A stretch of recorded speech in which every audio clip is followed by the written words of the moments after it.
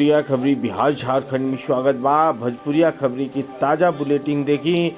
आज आ रहल बा खबर छपरा सारण के मशरक प्रखंड से आ रहल बा, जहां ग्रामीण सड़क के निर्माण खातिर आज उद्घाटन कइल गईल। ओइजा के जो स्थानीय विधायक बाड़न, राजद विधायक बाड़न केदारनाथ सिंह उद्घाटन कइलन। ओइजा के प्रखंड प्रमुख जो रवि प्रकाश जी उपस्थित रहलन। ओइजा के सड़क निर्माण से ग्रामीण के कितना फायदा होखे वाला बा ई देखाई भोजपुरिया खबरें। ओइजा के ग्रामीण के राय देखाई, ओइजा के कार्यकर्ता का कहता नहीं, सारा विस्तार से भोजपुरिया खबरें दिखाई रुआ के।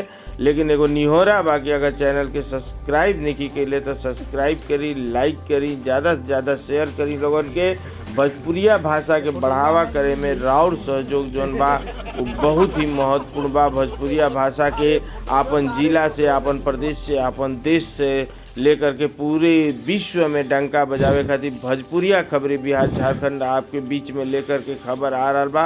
फटाफट खबरें लेकर आ रहा बा। रुआ गाँव के आ रहा बा, रुआ जेवार के आ रहा बा, आस पास के खबर लेकर आ रहा बा।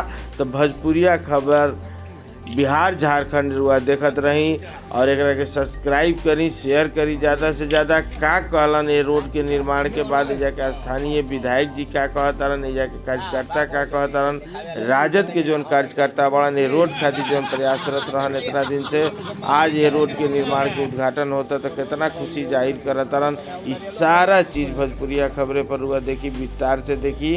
उद्घाटन का पूरा कार्यक्रम के लाइव प्रसारण रुआ के दिखा रहा बनी और देखी रुआ भोजपुरिया खबरें रुआ के दिखा रहल बा कैसे कैसे भइल। ओइजा के रोड के उद्घाटन का कहलन, ओइजा के समाज सेवी आ का कहलन, ओइजा के जनता कितना खुश बाड़न ये रोड बनला से, कितना जनता के लाभ मिले वाला बा ये रोड से। ये पूरा खबर रुआ के भोजपुरिया खबरें बिहार झारखंड दिखा रहल हुए। रुआ के गाँव के, रुआ के आसपास के खबर लेकर के, पल पल के खबर लेकर के भोजपुरिया खबरें बिहार झारखंड में बा आप सबन के बीच में बा। और देखी खबर सारण के जो मशरक प्रखंड से आज रोड निर्माण का दिया शिलान्यास करे जब पहुँचनी हो जाए समाज सेवी हो जाए क्या कहते हैं विस्तार से। जादव टोला से महादलित टोला भाया चकिया मेन रोड तक के आज रोड के यहाँ हमने का शिलान्यास कनी है सर।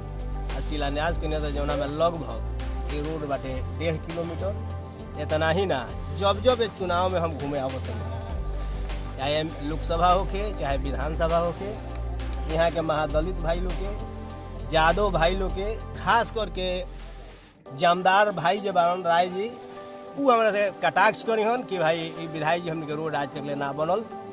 जमदार भाई के देखते, यहाँ के जादव भाई लोग के देखते, महादलित जाति के जो लोग बा वो लोग के देखते हुए रोड के आरियो रोड से लेके हमने का चकिया भाया महादलित टोला तक ए रोड के शिलान्यास करने का बहुत जल्द से जल्द ए रोड के समस्या जो समाप्त हुई।